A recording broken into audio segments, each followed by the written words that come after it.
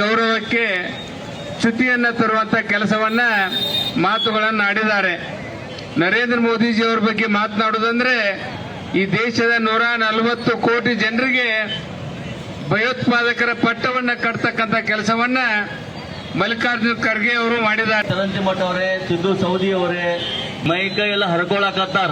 ಏನ್ ಬೇಕಾದ ಭ್ರಮೆ ಪಟ್ಟಿಗೆ ಏನ್ ಬೇಕಾದ ಮಾತಾಡಕತ್ತಾರ. ಆ ಮಾತಾಡಿದ ಅವ್ರಿಗೆ ಗೊತ್ತಾವದು. ಈಗ ನೋಡ್ರಿ, ಎಂತ ಒಂದು ಇಡೀ ನಮ್ಮ ವಿಶ್ವದಲ್ಲಿಯೇ ಹಿಂದೂ ರಾಷ್ಟ್ರ ಒಂದೇ ಒಂದು ನಮ್ಮ ಭಾರತ ದೇಶ. ಹಿಂದೂ ರಾಷ್ಟ್ರವನ್ನು ಎಲ್ಲ ಮುಗಿಸ್ಬೇಕಂತ ತಗೊಂಡು ಎಷ್ಟೋ ವರ್ಷಗಳಿಂದ, 1000 ವರ್ಷಗಳಿಂದ ಪ್ರಯತ್ನ ಮಾಡಿದ್ರು ಕೂಡ ಇನ್ನೂವರೆಗೆ ಏನು ಮಾಡೋಕ್ಕಾಗಿಲ್ಲ. ಇದು ಒಂದು ದೈವಿ ಶಕ್ತಿ ಉಳ್ಳಂತ ಇದು ಹಿಂದೂ ರಾಷ್ಟ್ರ. ಆ ಹಿಂದೂ ರಾಷ್ಟ್ರದಲ್ಲಿ ಮುಗಿಸಬೇಕಂತ ಕೇಸಂದ್ರೆ ನಮ್ಮವರೇ ಇಂಥ ಕೆಟ್ಟ ಬುದ್ಧಿಯನ್ನು ತೋರ್ತಾ ಇದ್ದಾರೆ. ಅಂಥದ್ರಲ್ಲಿ ಎಷ್ಟು ಮೂರ್ಖರಿದ್ದಾರೆ ಅಂದ್ರೆ ಅವರು ನಾವು 370 ಕಲಮನ್ನು ತಂದೀವು, ಅದಕ್ಕೂ ವಿರೋಧ ಮಾಡಿದರು. ಆಮೇಲೆ ರಾಮ ಮಂದಿರ ಕಟ್ಟಿದೀವು, ಭಾರತೀಯ ಜನತಾ ಪಕ್ಷ ಮುಖಂಡರು ನಮ್ಮ ನರೇಂದ್ರ ಮೋದಿ ಅವ್ರ ಸಂಘಟನೆ ಎಲ್ಲ ಕೂಡಿಕೆಸಿಂದ ಅದಕ್ಕೂ ವಿರೋಧ ಮಾಡಿದ್ರು. CA ತಂದೀವು, ಅದು ಕೂಡ ವಿರೋಧ ಮಾಡಿದ್ರು. 3 ತಲಾಖ್ ಅಂತ ಸಮಾಪ್ತ ಮಾಡಿದೆವು, ಅದಕ್ಕೂ ವಿರೋಧ ಮಾಡಿದ್ರು. GST ತಂದೆವು, ಅದಕ್ಕೂ ವಿರೋಧ ಮಾಡಿದ್ರು. ಆಮೇಲೆ ಆಯುಷ್ಯ ಪ್ರಮಾಣ ಭಾರತದ ಅಂತ ತಂದಿದ್ದಾಯ್ತು, ಅದಕ್ಕೂ ವಿರೋಧ ಮಾಡೋದು.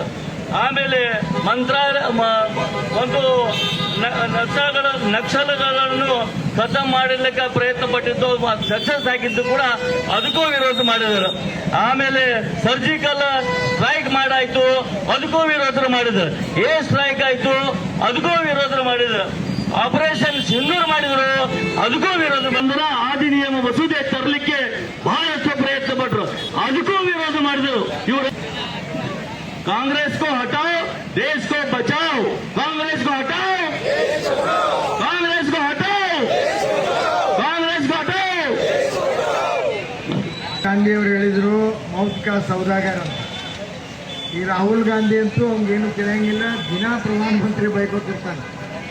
ಆದರೆ ಇವರು ಹಿರಿಯರಾದಂಥ ಖರ್ಗೆ ಅವರು 83-84 ವರ್ಷ ಆಗದವ್ರಿಗೆ ಅಲ್ಲಿ ನಮಾಜ್ ಮಾಡುವಾಗ ನಾವು ಬಂದ್ರೆ ಹೊಡಿಬೇಕಂತದ್ದು. RSS ನಮಾಜ್ ಬಿಟ್ಟು RSS BJPನೇ ಹೊಡಿಬೇಕಂತ ಹೇಳಿ ನಿನ್ನೆ ಪ್ರೆಸ್ ಕಾನ್ಫರೆನ್ಸ್ ಸ್ವಚ್ಛ ಹೇಳ್ಯಾರ. ಕೇಳಿ ನಾವು ಕೇಳಿವಿ ಟಿವಿ ಒಳಗೆ, ಟೆರರಿಸ್ಟ್ ಅಂದಾರ ಅವರಿಗೆ. ಈಗ ಅದಕ್ಕೆ ಮತ್ತೆ ಸಫಾಯಿ ಕೊಡ್ತಾರೆ, ಬೇರೆ ಬೇರೆ ಕಾರಣ ಕೊಟ್ಟು ನಾ ಹಂಗಂದಿಲ್ಲ ಹಿಂಗೆ. ಈಗ ಏನೇನೋ ಹೇಳ್ತಾರೆ. ಇದನ್ನೆಲ್ಲ ಯಾಕೆ ಅವ್ರು ಹೇಳ್ತಾರೆ ಅಂದ್ರೆ ಸೋನಿಯಾ ಗಾಂಧಿ ಅವ್ರನ್ನ ಮತ್ತು ರಾಹುಲ್ ಗಾಂಧಿನ ಮೆಚ್ಚುಸಲಾಗಿ ಹೇಳ್ತಾರೆ, ಅದನ್ನ ಬಿಟ್ಟರೆ ಬೇರೆ ಯಾವುದೂ ಇಲ್ಲ.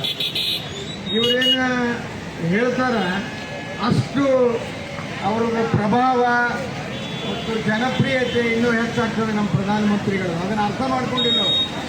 ಇಂದ ಮಣಿಶಂಕರ್ ಅಯ್ಯರ್ ಇಂಥ ಅನೇಕರು ಏನೇನೇ ಹೇಳ್ಕೊತ ಹೋದರೂ ಕೂಡ ಅವರಿಗೆ ಎಲ್ಲ ರಾಜ್ಯದಲ್ಲಿ ಸೋಲ ಐತೆ ವಿನಃ ಅವ್ರು ಎಲ್ಲಿ ಗೆಲ್ಲಿಲ್ಲ. ಹತಾಶರಾಗಿ ಇಂಥ ಮಾತಾಡ್ತಾರೆ. ಮತ್ತು ಖರ್ಗೆ ಅವರು ಹಿರಿಯರವರು, ಇಷ್ಟು ಅನುಭವ ಇರುವಂಥ ರಾಜಕಾರಣಿಗಳು ಈ ರೀತಿ ಮಾತಾಡ್ತಾರೆ ಅಂದರೆ ಮನುಷ್ಯನಲ್ಲಿ ಹತಾಶ ಭಾವನೆ ಎಷ್ಟು ಬಂದಿರಬಹುದು ಅನ್ನೋದನ್ನು ನಾವು ತಿಳ್ಕೋಬೇಕು. ಮತ್ತು ಇದು ಕಾಂಗ್ರೆಸ್ಸು ಅವನತಿ ಸ್ಥಿತಿಗೆ ಬಂದದ. ಯಾವಾಗ್ಯೂ ಅವನತಿ ಸ್ಥಿತಿಗೆ ಬಂದಾಗ ಈ ರೀತಿ ಮಾತುಗಳು ಬರ್ತಾವೆ. ಅದಕ್ಕೆ ಅವರು ತಮ್ಮ ಮಾತನ್ನು ವಾಪಸ್ ತಗೊಂಡು ದೇಶದ ಕ್ಷಮೆ ಕೇಳಬೇಕು ಅಂತ ಹೇಳ್ತಾ ಮತ್ತೊಮ್ಮೆ ಎಲ್ಲರಿಗೂ ವಂದಿಸಿ ಎರಡು ಮಾತಿಗೆ ವಿರಾಮ ಕೊಡ್ತೀನಿ. ಜೈ ಹಿಂದ್.